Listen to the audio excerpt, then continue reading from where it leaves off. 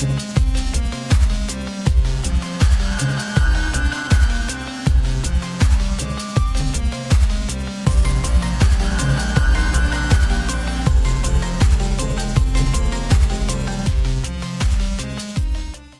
there, listeners, and welcome to another episode of the Captain's Horror Meltdown. My name is Cammy, and as always, I'll be your captain on this journey.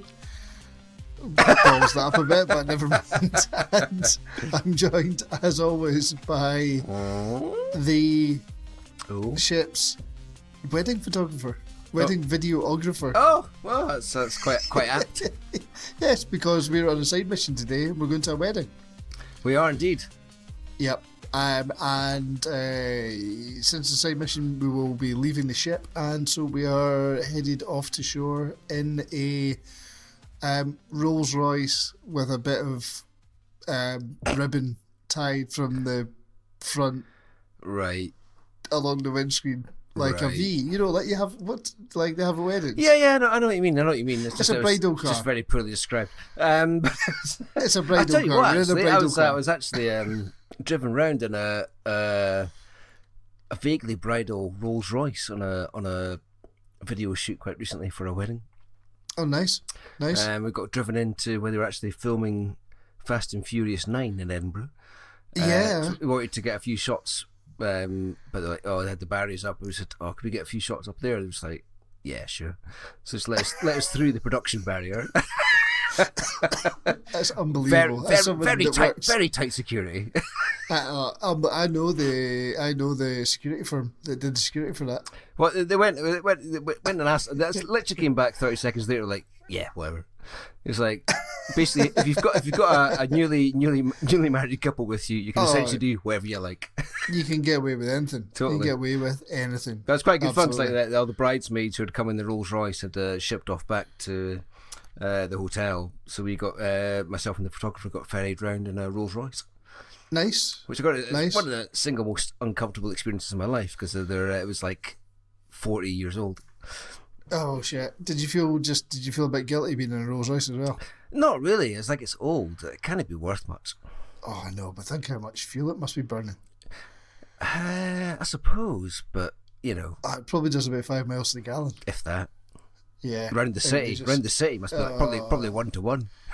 Oh god, wild! It's got a little car that drives in behind it and just constantly fills it up with petrol and pushes it up hills as well because they can't get up hills.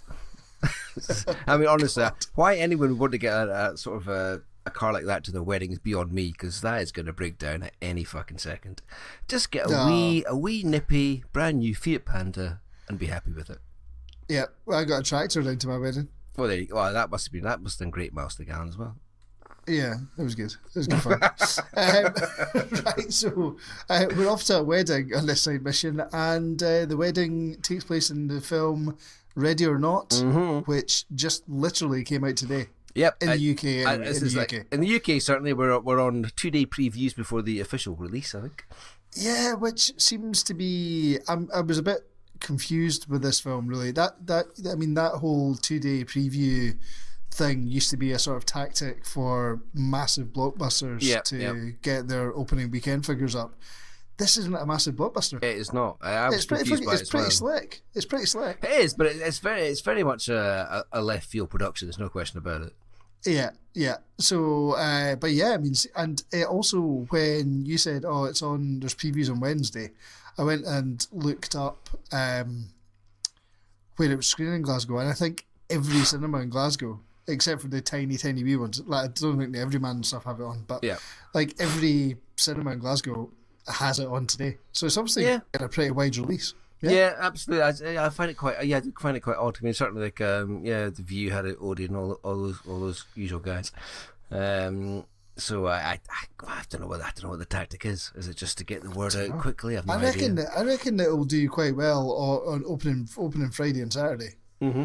I can imagine the sort of inner city, like late night, boozed up horror. Not even horror, just you just get folk.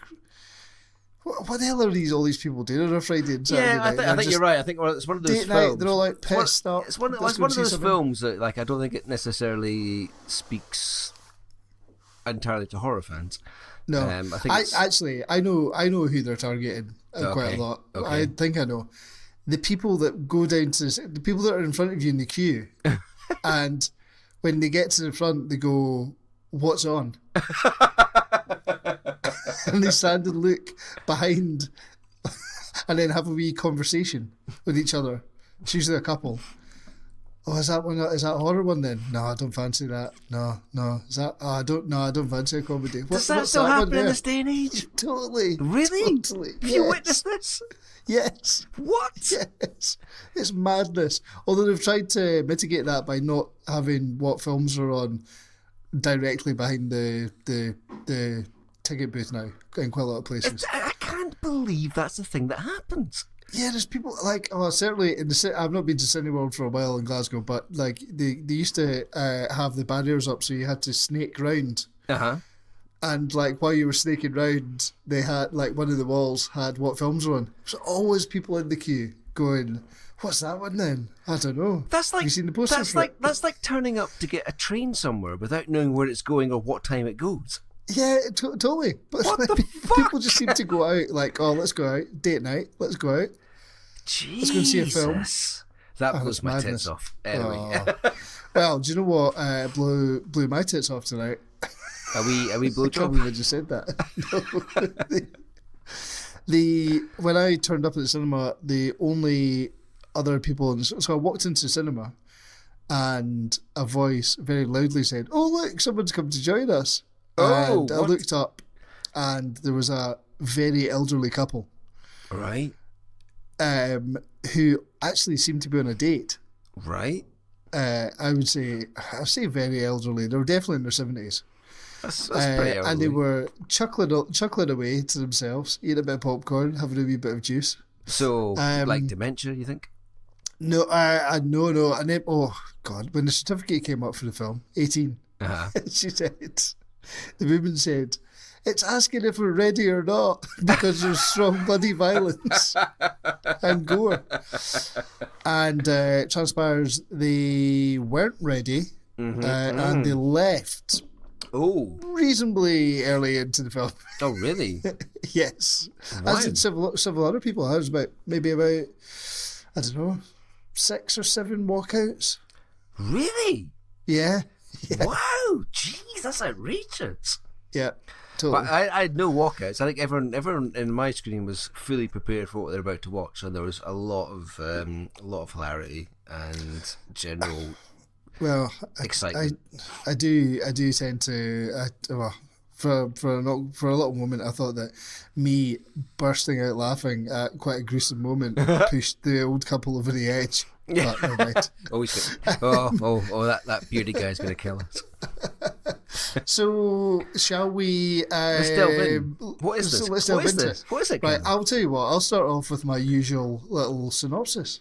Yeah, I'm always interested to hear about this because sometimes it's like so short it's unbelievable, and sometimes it goes a bit too long, but it's never quite right. Yeah, well, here we go. Ready or Not, 2019, directed by... Fair, that's a fair start. I'm going to balls up these guys' names. Oh, obviously. Matt Bettinelli-Olpin and Tyler Gillett. Oh, you know those guys. Gillette, maybe. I don't know those guys. Yeah, you do. Oh, do you? Yeah, they deliver your milk. Oh, that's right, yeah. Yeah. The tagline, "In-laws can be murder." See what they did there. And the synopsis, a bride's wedding night takes a sinister turn when her eccentric new in-laws force her to take part in a terrifying game. Do you know what? You can't really fault it, can you? It's all right. Again, it's not great. No. I have to say, this film, for me anyway, and I'm looking at the poster for it just now as well, there's no real way to tell. If you just saw the poster, there's no real way to tell what this film's going to be like. It looks like absolute madness. I don't think I've looked at it. What's the film called again? Ready or Not. Ready or Not, okay. Like I looked at the Wikipedia page like there. I don't know. Oh, I've seen the French one. Oh, racy. Wow, the French ones. Wow. That's a great poster, actually. Where'd you see that? I just honestly, when I typed in Ready or Not, the first thing that came up was Prepa Pret. Oh yeah.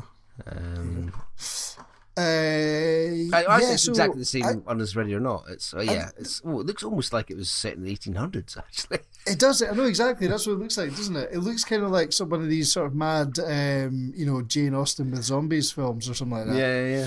Yeah. But yeah, no.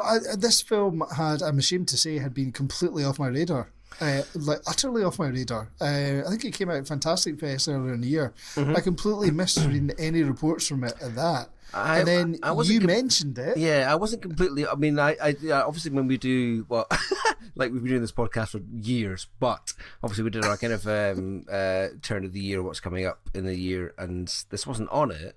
But I always still do kind of check now and again what's coming up. And then I saw a trailer for this. I was like, "Ooh, this looks quite interesting." That's just when I brought it up for you. Well, that's what was interesting, actually, because you said in one of our little off-air conversations, you said, "Oh yeah, we need to watch Ready or Not as a side mission," and I was like, "Yeah, right, yeah, cool." And then I realised that first of all, I was like, "Oh, I've never actually heard of that. I should look it up." Then I completely forgot what the name was, and then I was sitting in the cinema and saw the trailer for it and was like, "Hold on a second. I reckon we should go and see this as a side mission." And then it ended and it said Ready or Not, and I was like, "Oh, okay, yeah, okay, yeah." John was ahead of the game. Yeah, and that's let's give me some credit for that. It's not often it happens, but let's dance upon that grave, and it's all good. Yep. So shall we delve into? I think we should try and avoid spoilers with this. Yes, obviously. I think when I put... it is literally out today. When I try to put these out, I always put no spoilers in the title. I failed with the last couple of our submissions to do that, which didn't stop Rambo being a bit of a hit with the listeners. But there we go. Yeah. Well, there you go. But yes, because they're all racists and hate Mexicans. Yeah, totally. Yeah. All our listeners... it's just basically Trump listening over and over again. But anyway, yes, we're going to avoid spoilers in this. How would you do that with this basic setup? I mean, what you said was reasonable. Well, yeah, I mean, I'd say that we can get into it by. So yeah, I mean, there's a pretty swift setup. I mean, I think to be honest, if you've seen the trailer, I think we can say a reasonable amount because if you've seen the trailer or you know anything about the film, you'll know the general gist of it. Let's be honest. Yeah. So she's got to basically she's wedding into a family who are extremely rich. Yeah, have come from and have been in the game business, card games and board games and all the rest for several generations, 3 generations. And possibly richer than Bobby Monopoly. Do you think are they really Big Bobby M? Yeah, Bobby M with his Monopoly fiasco. He's probably. They've got more than one game, whereas Bobby's quite into his Monopoly. Well, let's just say they're basically they are. It's like quite a big dig at the old American billionaire situation, really, isn't it? Yeah, very much. They're certainly 1%ers, and so we meet this very rapidly meet this her soon to be family when she on her wedding day, and then basically she has to play a game. It's family tradition, and the game is horrendous. She pulls the card that is hide and seek. Now it could be anything. Lots of people have come back in the past with like ridiculous stuff like drafts or whatever. Yeah, and hide and seek. Fair enough. Sounds as banal and simple as that. But the hide and seek in this game is you have to hide whilst we try and kill you. Yeah. And I don't know if we can really go much beyond that sort of in terms of that's the your premise. Details. That's your premise. But I would say I was very pleasantly surprised by this film. I thoroughly enjoyed it. I wasn't pleasantly surprised because I kind of almost expected it to be brilliant. Right. And I was not disappointed. I had no real idea of what I was fully getting into, having only seen the trailer.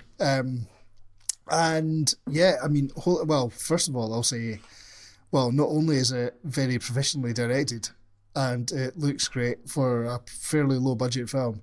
But I would say fucking Samara Weaving, the star of this film, holy shit, she is amazing.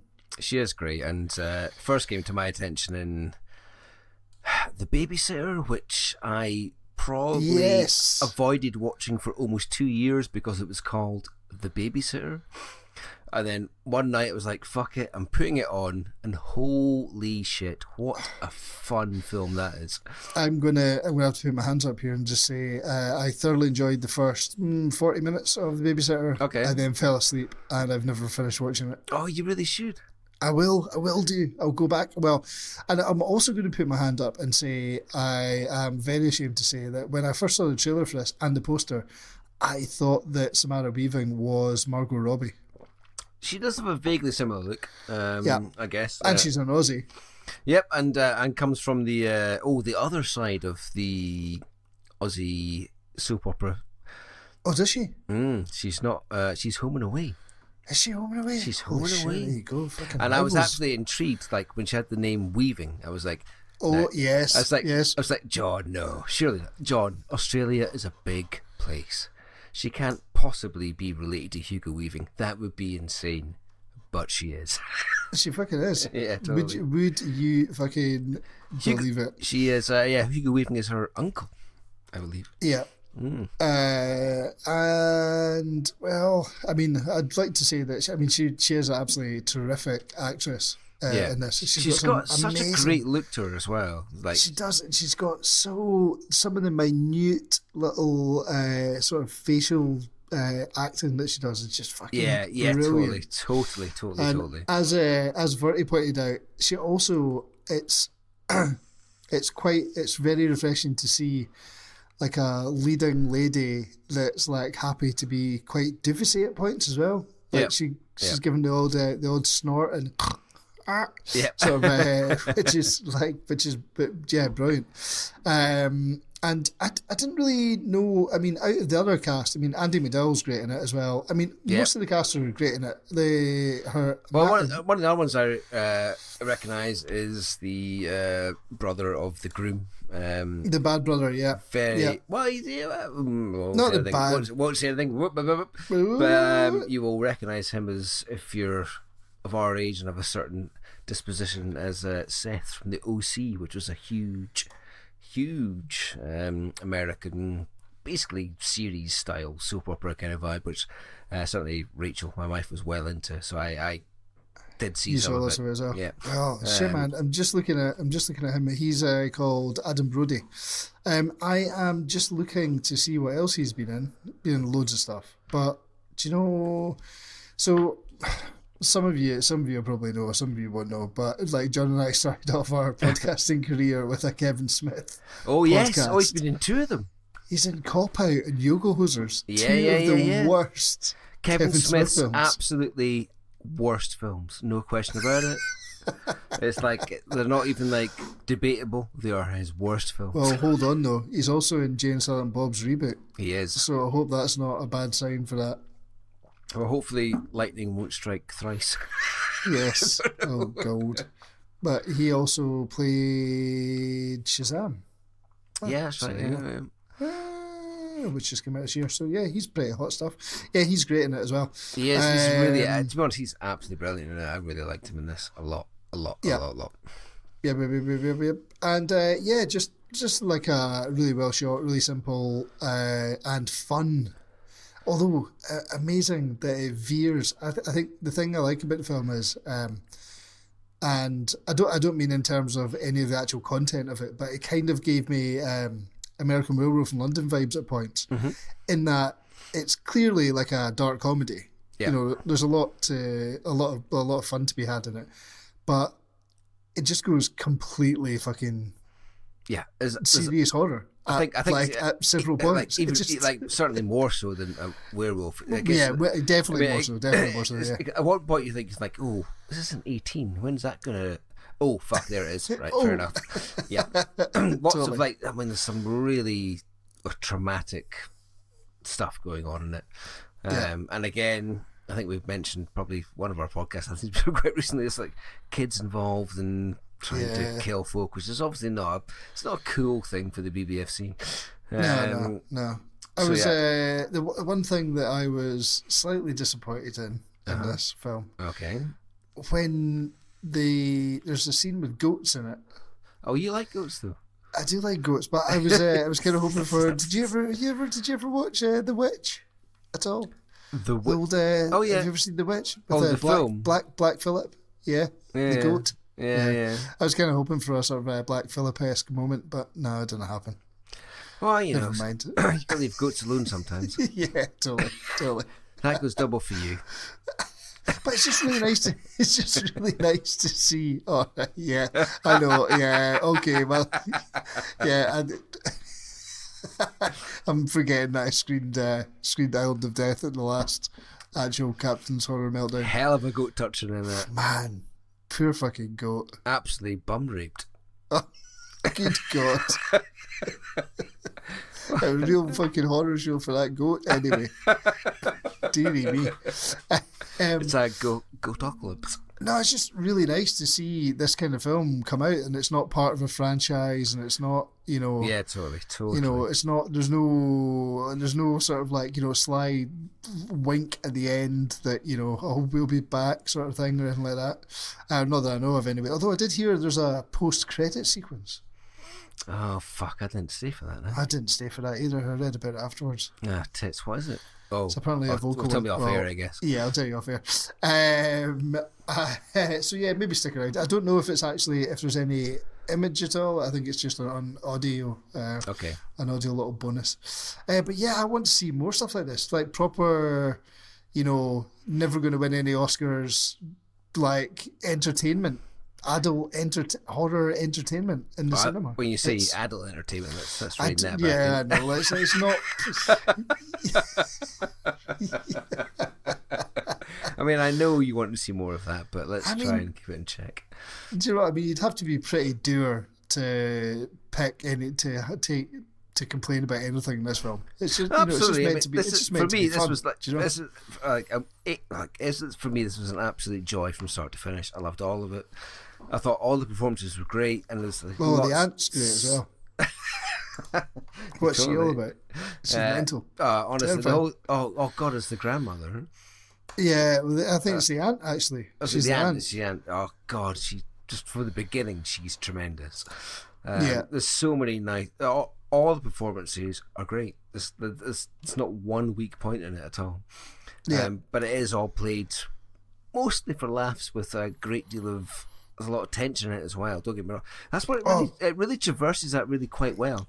Yeah. It's kind of funny. I like the characters. They're a bit sort of off the wall, but there is like real moments of tension and like tension, horror, and then absolute moments of like, oh, that's a really uncool thing to happen.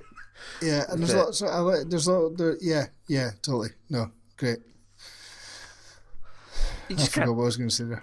I think it was something to do with potatoes. Oh yeah, no, but the potato sequence is wild. It's but great. apart from that, yeah. I can't believe how you got so many into that short scene. There's some really. It's unbelievable, isn't it? Totally. There must have been an Irish connection somewhere. Totally. No, I was going to say there's some really nice little twists and turns as well the whole way through that are great, and also major Texas Chainsaw vibes as well. Yeah, touch. Yeah. It's going in there. It's going in there. Yeah. I think she totally nails that sort of like demented. Like demented scream sort of thing. Yeah, I mean, honestly, what a star turn in this film. I've got to be honest. I mean, yeah, I'm looking forward to see what she does in the future. Anyway. Yeah. I mean, actually, I was looking back at her career. I think in between this and Babysitter, I think there's a film I'm going to bring down to the next Meltdown with her in it. Oh, really? Amazing. Just having a little look online, I was like, looked at the description, I was like, this looks like a classic Meltdown film. Oh, they're making a sequel to The Babysitter as well. Are they? Yeah. Interesting. I think that'd be best left alone, surely. Oh, interesting. Oh, we'll see. Oh, and she's in the new Bill and Ted. Yes. Film. Oh, that was the other thing. Yeah, totally. Yes. Happy days. Good one. Can't you do no wrong? No. Brilliant. Love her. I would thoroughly recommend this. I don't really know how much more we can really go into anything, really. No, I don't like spoil anything or anything. I'm saying, No. look, if you're looking for something just a bit different to see, and if look, at the end of the day, if you listen to this podcast and you like the shit that's going on, get to see this in the cinema. End of story. Yeah, if you're a horror fan, just get yourself out there and see it, I would say. Yeah, come on, we need to be... I mean, films like this... Be good to. I mean, it's been pretty well received critically. It'd be just great if we get the. It's good that films like this get some money behind them. Yeah, totally. I mean, I have no idea how much this film cost. I don't really care. $6 million. Wow! Holy fuck! Wow! Yep. Apparently. Trust me, if you gave me $6 million, I'd make something far worse than this. Oh, totally. Domestic box office of 44.4 million. That's right. No! Wow! Yeah. Well, keep adding to that, people, because I would love to see more of this shit, because it was actually genuinely quite new and inventive and interesting, and that we're in short supply of that in general in the cinema. Not out with the horror spectrum, just in general. Yeah, good gore, good. Yeah, just great fun. Highly recommended from both of us. I think. Are we giving it a thumb rating? I'm giving it a couple of thumbs up. I'm giving it 2 thumbs up. I loved it. I absolutely fucking loved it. Nice, great. Happy days. Sweet. Huzzah! Well, there Which you go. might be a different story for our next side mission, which will come out after this. And I swear to God, we're going to get back in the chain after that. We are going to get back in the chain soon. We've got to get through the. Oh, I've got both the films for the next chain. Yeah. Now, You're in. Excellent. So I think it's a double episode. Are we going for? Double episode. Is that a double episode? Yeah. I think so. Yep. Holy shit! Wow, it's going to be chaos. Tie your balls up. Oof. Oh man, that's going to get boozy. That is going to get boozy. Well, I'll tell you what we might actually do is if anyone who is listening to this, who has listened to our previous podcast, I think we should try and get her cat into doing a meltdown special. Yes, we should definitely. Yeah. Let's do it. Yep, absolutely. Let's get involved in that. Let's get that sorted. Yep, happy days. It'd be good to get her back on the air. Yep, get back in the air with extreme trepidation about coming to see this fiasco that happens. Yes. Oof. So we're doing it's 2 weeks away. 2 weeks. 2 weeks till the next actual physical Captain's Horror Meltdown weekend. So we'll see. So we're going to come back. If Kat actually turns up, we'll come back with a report involving Kat. And it might take anywhere between 30 minutes and 6 hours. Yeah, it could be absolute carnage. Depends how much booze we decide to knock back. But yeah, lots, perfect. I guess. Happy days. Excellent. Yeah, anyway, end of story. Get this watched. Great. That's get a watch from us as well. Now it's time for us to go and try and get this old Rolls Royce started and get back to the ship. Oh, Jesus Christ. I know. All right. Well, thanks a lot for listening, guys. And let us know. Actually, I never really say anything at the end of the podcast at all. Oh, yeah. People should let us know what they think of these films. Yeah, you can do. Get in touch and we'll. What can we, let me try and remember what they are. Here we go. Okay, let me think about it. Well, you can get us on Facebook if you're that way inclined. Yeah, I don't have Facebook, so I can't do that. But yeah. Oh, that's fine. You don't have to. You're not. I'm not going to. I don't need to find out what's going on. Why would you get in contact with yourself? I know. You fucking madman. So the Captain's Horror Meltdown exists on Facebook, exists on Twitter, but I'll never check that. That's his job. I can't remember the handle. What's the email address? I think the email is horror meltdown pod at gmail.com. horrormeltdownpod@gmail.com. I'll maybe just try and log on to that at some point and see. Yeah, totally. Or you could text Cammy on 0777213. Right, that's enough. I'm sure that joke's not going to get old ever, obviously. Right, thanks a lot for listening, guys. Join us next time with the Captain's Horror Meltdown. Bye. Cheery byes.